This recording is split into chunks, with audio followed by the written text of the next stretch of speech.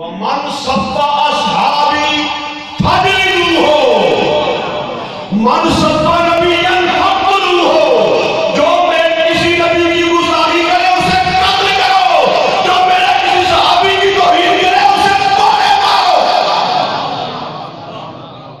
مَنْ سَبَّ أَصْحَابِي فَضِلُوهُ یہ پورے دن سے باوجود ہے میرے کسی صحابی کی توہین کرے اسے کوڑے مارو۔ میں عرض کر رہا تھا ہم سنی ہیں، اور سنی کیا ہوتا ہے؟ یہ بات نہیں ہے کہ کوئی نماز ہاتھ یہاں رکھ کے پڑھتا ہم یہاں ہاتھ رکھ کے پڑھتے، یہ بات نہیں۔ نماز اللہ کی پڑھتے ہیں جیسے وہ پڑھتا ہے تو پڑھتا ہے۔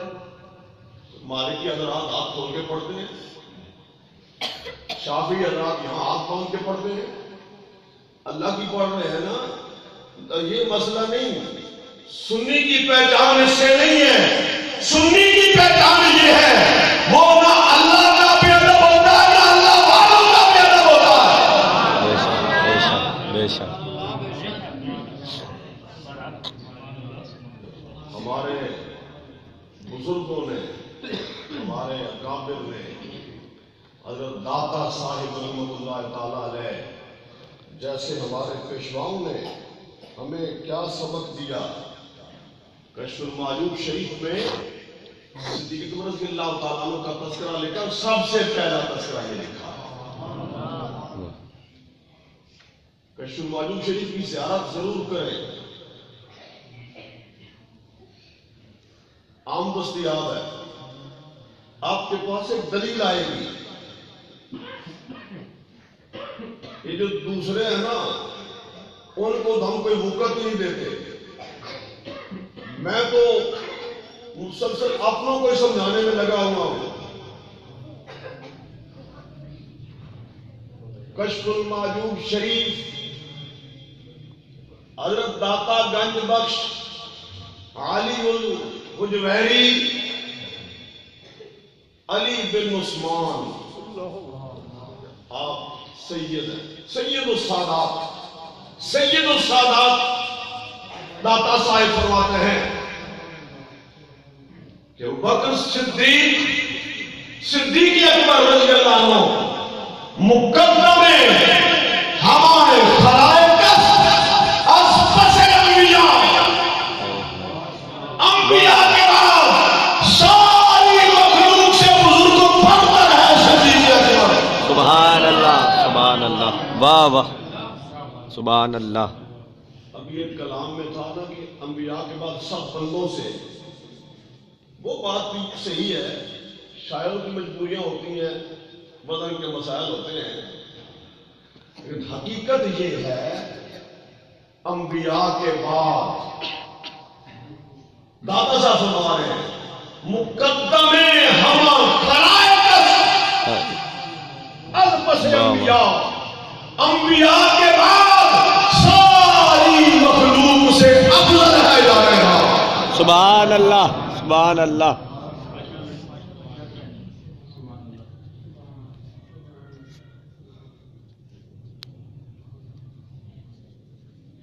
وہ آپ کا جو ساری کائنات سے افضل ہے محمد مصطفیٰ صلی اللہ علیہ وآلہ وسلم،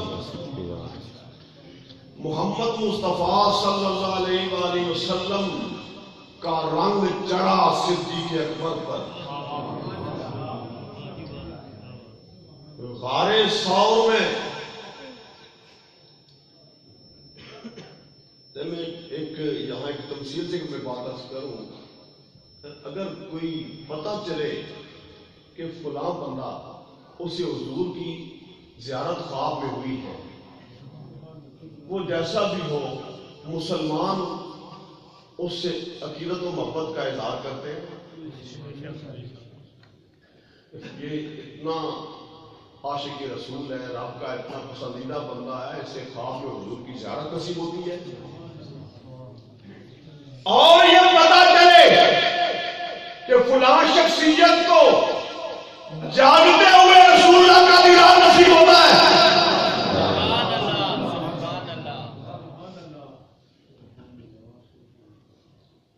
اس کو ہم سارے کتنا بڑا ولی سمجھیں، حقیقت بھی ہے، جس کو جاگتے میں حضور کا دیدار نصیب ہو۔ وہ گجرات کے تھے سید گلزار شاہ صاحب، ان کے بیٹے سے پیچھے 2 مہینے پہلے میری راولپنڈی میں ملاقات ہوئی۔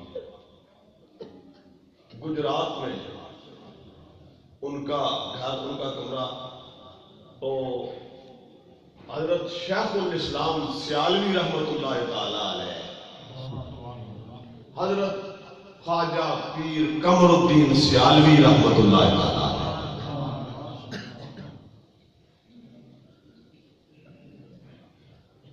آپ فرماتے ہیں کہ میں نے نبی پاک صلی اللہ علیہ وسلم کا دیدار کیا اور حضور کہیں جانے کی تیاری میں، حضور جا رہے ہیں۔ میں نے پوچھا، سرکار نے فرمایا میں گلزار شاہ صاحب سے ملنے جا رہا ہوں۔ تو حضرت شیخ الاسلام سیالوی رحمۃ اللہ تعالی علیہ سیال شریف سے سفر کر کے گجرات میں آئے، گلزار شاہ صاحب کے گھر میں پہنچے کہ وہ آپ کو کسی خاص جگہ پر جو ایسے بڑے مہمان کے لیے تیار کی جاتی بٹھانا چاہتے ہو۔ نہیں میں کہیں اور نہیں بیٹھوں گا، میں نے گلزار شاہ صاحب کے حجرے میں جانا ہے۔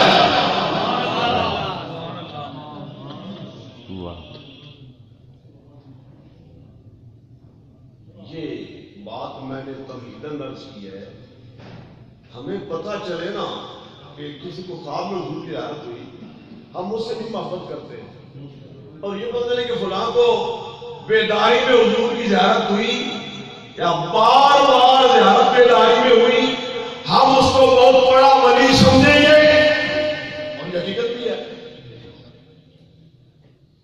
اب اس بات کو ذہن میں رکھ کر صدیق اکبر رضی اللہ تعالیٰ عنہ کی شان ولایت پہ غور کیجیے، یہاں اللہ کی صدیقیت پہ غور کیجیے، آپ کی روحانیت پہ غور کیجیے کہ آپ روحانیت کے بنا بھی کتنے اونچے پڑھنے کے فائل ہیں۔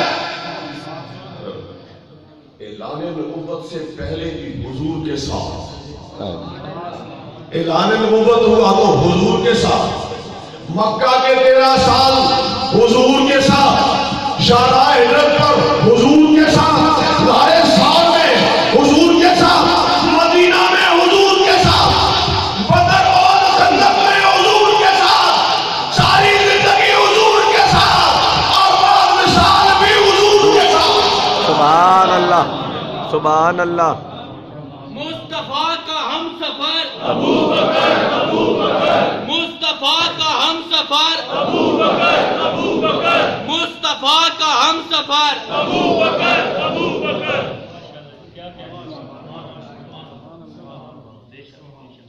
اب ہمیں جو یہ سبق دیتے ہیں کہ پیر زیادہ جیسا بھی ہو، پیر زیادہ ہے جی، خواہ اسے نماز بھی نہ آتی ہو، نسبت کا ادب کرو، یہ سبق ہمیں دیا جاتا ہے۔ اور جو بندہ حاجی کر کے عمرہ کر کے آتا ہے تو ہر مسلمان کی کوشش ہوتی ہے کہ اس سے میری ملاقات ہو جائے، ملنے جاتا ہے عقیدت و محبت کے ساتھ۔ یہ سب کچھ جانتے ہوئے ابھی تک تمہیں صدیق اکبر کی روحانیت کی سمجھ نہیں آئی۔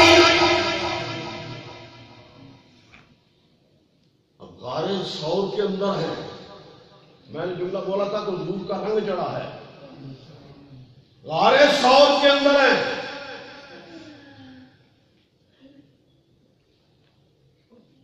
سرکار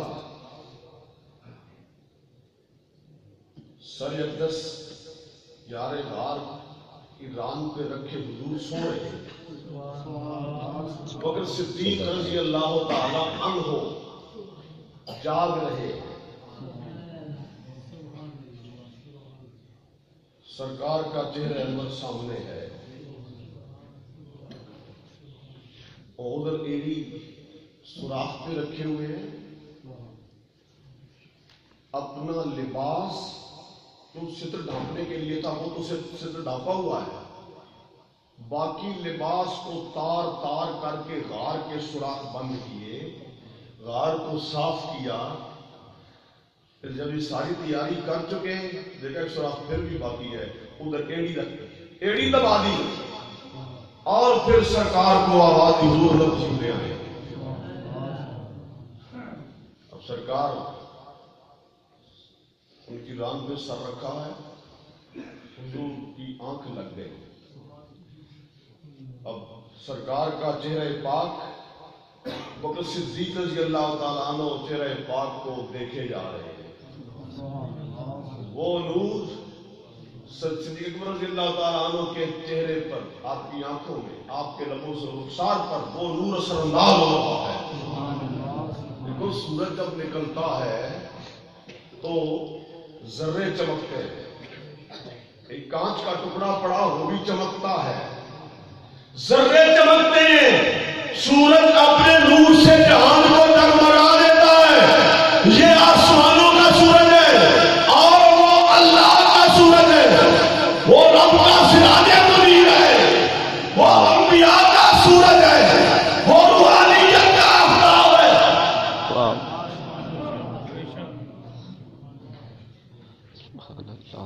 آل محمد کہتے ہیں یہ جو سورج ہے نا، آسمان کا سورج، یہ دن کے وقت طلوع ہوتا ہے، جب ڈوب جاتا ہے تو ہم چراغوں سے کام چلا لیتے ہیں۔ ہمیں اب کسی کو سورج کی کمی کا احساس اب نہیں ہو رہا، لیکن رب کا سراج منیر کہ اس کے بغیر تو زندگی کا تصور ہی نہیں ہے۔ ایک لمحہ بھی رب کے سراج منیر کے بغیر گزارا نہیں ہو سکتا۔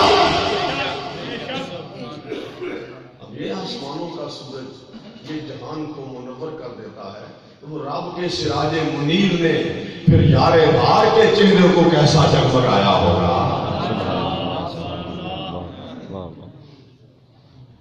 غار سے نکل کے آگے کا سفر، جب مدینہ طیبہ کے قریب پہنچے ہیں تو اب وہ دیکھنے والے اب فرق نہیں کر پا رہے کہ ان میں اللہ کا نبی کون ہے اور نبی کا یار کون ہے، فرق نہیں ہو رہا، دونوں کے چہرے ایسے جگمگا رہے ہیں،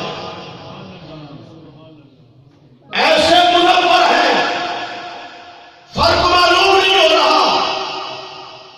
تو یار غار کی نگاہ بصیرت نے، چشمے بصیرت نے جان لیا یہ لوگ کس پریشانی میں مبتلا ہے، اپنی چادر اتار کر سرکار کے سر اقدس پہ اس کا سایہ کر دیا۔ پتہ چل گیا یہ اللہ کا نبی ہے اور یہ ساتھ سرکار کا یار ہے۔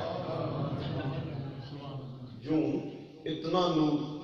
اب اور ایک اور مثال سب سمجھے ذرا، جس کو ہم بیعت اور روحانیت کے حوالے سے عام طور پر اس کو بیان کیا کرتے ہیں کہ شیخ سعدی کہتے ہیں کہ ایک خوشبودار مٹی وہ کچھ صابن تیار کرتے تھے اس دور کے مطابق، کہتے ہیں کہ گلے خوشبوئے در ہمام روزے رسید از دست محبوب بدستم بدو گفتم کنشکی یا عبیری از بوئے دل آگے دے تو مستم بگفتہ من گلے ناچیز بودم ولیکن مدت باگو نشستم جوالے ہم نشیدت من نصر کر وگرنا منو ما خاتم کی حسن۔ کیا کہتے ہیں؟ وہ مٹی میرے ہاتھ میں آئی، میں نے بدن پہ ملی، مجھے اس سے خوشبو آئی۔ میں نے حیرت سے سوال کیا کہ تو ہے مٹی اور تیرے اندر یہ خوشبو کہاں سے آ گئی؟ اس نے کہا کہ مجھے ایک عرصہ پھول کے ساتھ رہنا نصیب ہوا، مجھے گل کی معیت نصیب ہوئی، مجھے پھولوں میں گھولا گیا، تو پھول کی خوشبو میرے اندر سرایت کر گئی، پھول کی معیت نے، پھول کی قربت نے مجھ مٹی کو معطر کر دیا۔ جو پھول سے میری نسبت نہ ہوتی تو میں تو مٹی ہی تھی، وہ حقیر مٹی ہی تھی، اب پھول سے میرا تعلق بنا تو میرے اندر خوشبو پیدا ہو گئی۔ اب اللہ نے جس کو محمد مصطفیٰ کی یاری کے لیے چنا کے ساتھ رکھا، کہیں جدا نہیں ہونے دیا۔ دیکھو اس میں محمد مصطفیٰ کی روحانیت اور نورانیت اور خوشبو نے کتنا سرایت کیا ہوگا۔ تو یہ جو خلافت ہے، یہ خلافت اعلی منہاج النبوہ کہلاتی ہے۔ اب یہ جو فرق کر رہے ہیں سیاسی خلیفہ اور روحانی خلیفہ، یہ بالکل نئی بات، نئی ایجاد ہے، ایجاد بندہ ہے۔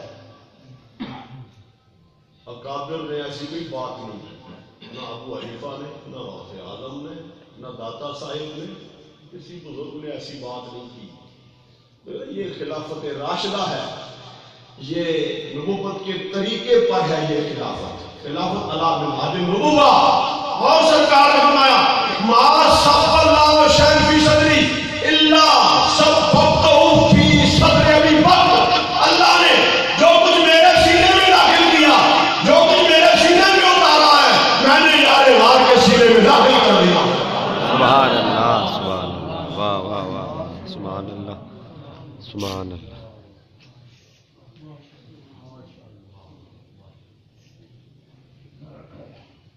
سامعین محترم، وہ ہمارے محسن ہیں،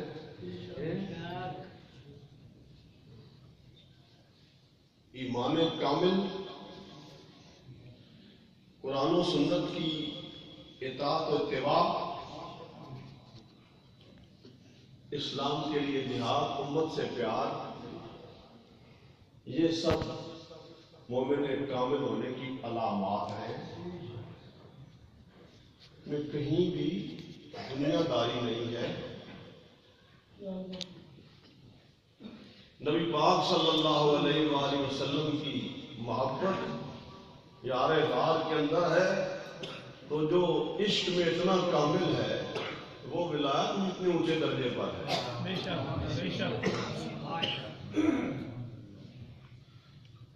تو ان کی برکت سے امت کا ایمان محفوظ رہا، ان کی برکت سے، ان کی محنت اور کوشش سے قرآن پاک جمع ہوا، اس کا کوئی جز گم نہیں ہوا، اور جھوٹے نبیوں کا خاتمہ انہوں نے کیا، عقیدہ ختم نبوت کا تحفظ کیا، مرتدین کے خلاف جہاد کیا،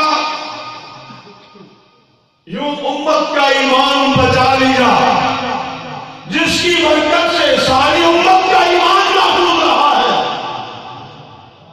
اس کی روحانیت، اس کی ولایت و کرامت میں کیا شک ہو سکتا ہے؟ یہ بات ہم بالکل برداشت نہیں کریں گے کہ جی وہ صرف سیاسی خلیفہ ہیں، اندر وٹ ہو رہن، پیڑا ہو رہن، وہ جڑی گل ہے وہ کرنے کی ضرورت نہیں نا، وہ گل کرنے کی ضرورت نہیں، بہانا گھڑ کے لائی جی سیاسی خلافت ہے۔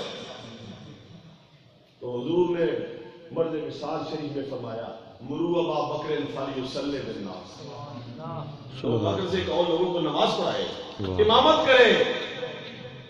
سرکار کی اپنی عادت طیبہ میں 17 نمازیں حضور نے پڑھائی، 17 نمازیں حضور کے مصلی پہ زندگی پاک میں، اور کئی دروازے لوگوں کے مسجد میں کھلتے تھے۔ مرد صاحب نے فرمایا، یہ بخاری میں لکھا ہے کہ سارے کھڑکیاں، سارے دروازے مسجد میں کھلتے ہیں بند کر دی جائیں سوائے خوف صدیقی کے، ابو بکر کا دریچہ وہ کھلا رہے۔ اس میں واضح اشارہ موجود، مصلی امامت میں کھڑا کر دیا ہے اور دروازے کو کھلا رکھنے کا حکم دیا ہے۔ تو مسجد نبوی شریف میں آج بھی جو حضرات نے یہ ضرور دیکھا ہوگا، لکھا حال ہی خوخۃ ابی بکر رضی اللہ عنہ، اس کی نشانی اپنی موجود ہے۔ اس میں واضح اشارہ ہے نبی پاک صلی اللہ علیہ وآلہ وسلم نے روحانی خلیفہ پہلے بنایا ہے، سیاسی خلیفہ آپ بعد میں بنے، مصلی پہ پہلے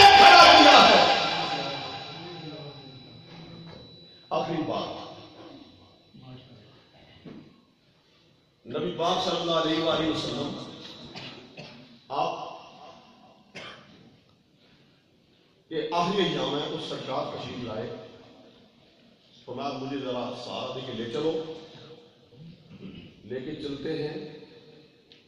حضور نے پردہ اٹھا کے دیکھا تو بکر صدیق نماز پڑھا رہے ہیں، سارے پیچھے ہاتھ باندھے کھڑے، سارے پیچھے نماز پڑھ رہے ہیں۔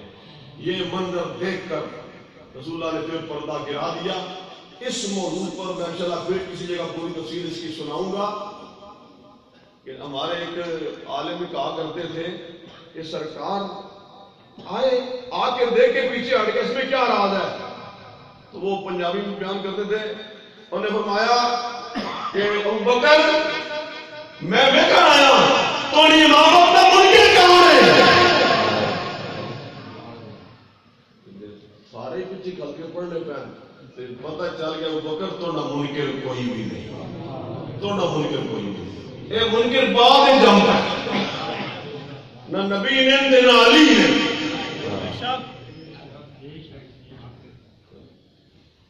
24 سال حیدر کرار 3 خلفاء نے پیچھے نماز پڑھیاں، آپ کو نبی کے نماز پڑھنے کا انکار کیتا ہو گئے، تو میں نے پیچھے نہ پڑھ پڑھنی کے پیچھے نہیں ہوئی، یا کہ بھائی تم فیصلہ میں نہ منے گا، کوئی ایسی گل نہیں، نہ تلوار چلیاں، نہ کوئی ریلیاں ہوئیاں، نہ کوئی دھرنے ہوئے، نہ کوئی اختلاف ہویا، انہوں نے مل کے وہ حکومت کا نظام ہونا چلایا۔ یہ تو جھگڑے نہ بعد ہی پیدا کیتے، لڑنے رون بڑھنے رون بیٹا کوئی جو تھی کرنے رون نہ، اور بکر صدیق رسول نہ لیا، بے شک بے شک، وہ حضور نہ لیا، وہ نہ لیا سی میں ہاتھ کرا نباسو یوم القیامہ، بائیں جائے صدیق اکبر، بائیں جائے فاروق اعظم، سرکار نے